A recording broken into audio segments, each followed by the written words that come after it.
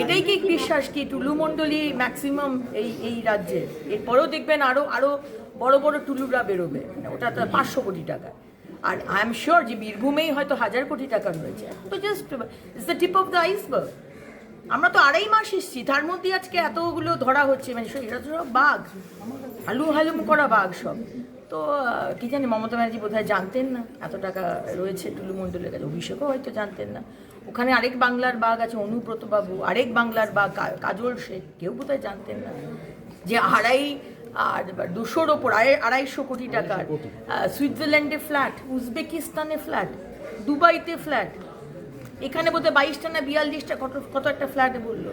জানতো না সরকার, জানতো না আগের সরকার?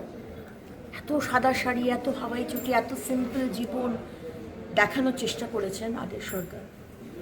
আমাদের ঠকিয়ে দিলেন, বাংলার মানুষ খুব বাজেভাবে ঠকে গেল। কারণ এই টাকাগুলোই তো সরকারি ট্রেজারিতে আসতো, তাতে আমাদের কিছু ডেভেলপমেন্টের কাজ হতো, কিছুই হলো না। সব কিছুই তৃণমূলের নেতার বাড়িতে গেছে।